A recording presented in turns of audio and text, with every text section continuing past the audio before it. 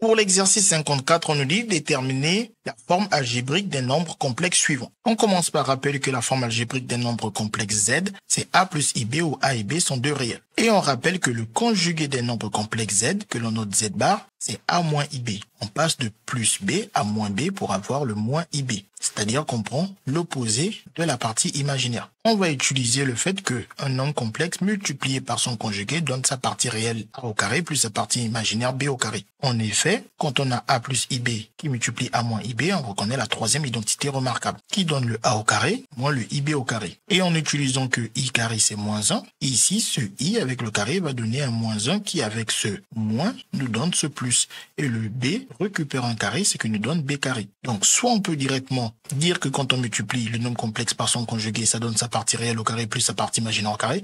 Sinon, vous pouvez aussi réutiliser la troisième identité remarquable pour retrouver le même résultat. Sauf que l'utilisation de cette égalité fait gagner du temps dans un contrôle où il y a plusieurs calculs du même type à effectuer. Donc, pour Z1, il faut enlever le I au dénominateur. On a dit, pour cela, l'astuce est de multiplier le dénominateur par son conjugué. Le conjugué des nombres complexes, on a dit, il s'agit de prendre l'opposé de la partie imaginaire, c'est-à-dire changer le signe au niveau du I. Donc, je multiplie par moins 2I, qui est le conjugué de 2I.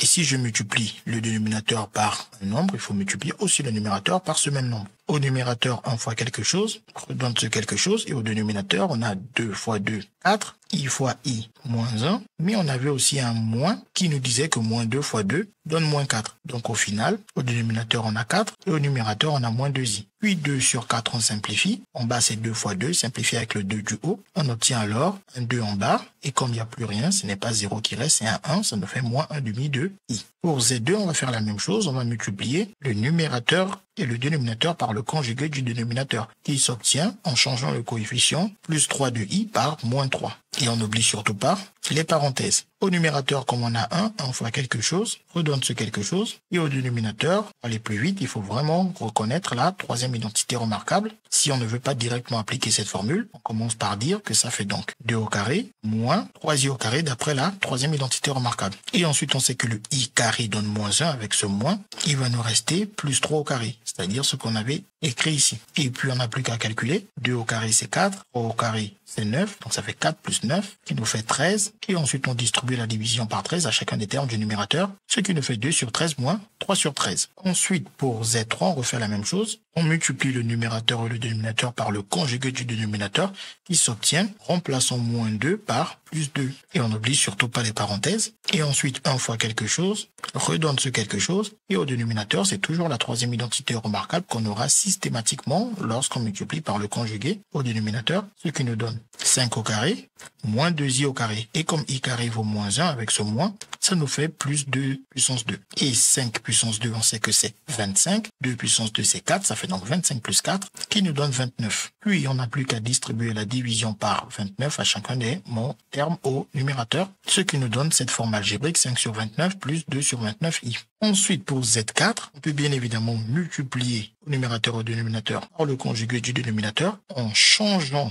le signe au niveau du i, c'est-à-dire que on multiplie par moins 2i moins 5, puis il faut utiliser la troisième identité remarquable. Bien évidemment, si on multiplie aussi par la même quantité, mais où on a gardé 2i, on a juste mis plus 5 à la place. Ça marchera parce que le but, c'est de faire partir le i. Et la troisième identité remarquable fera apparaître un carré sur le i qui fera partir le i. Soit vous ne multipliez pas par le conjugué parce que vous n'avez pas fait attention. Vous multipliez par 2i plus 5, ce qui donnera le bon résultat au final.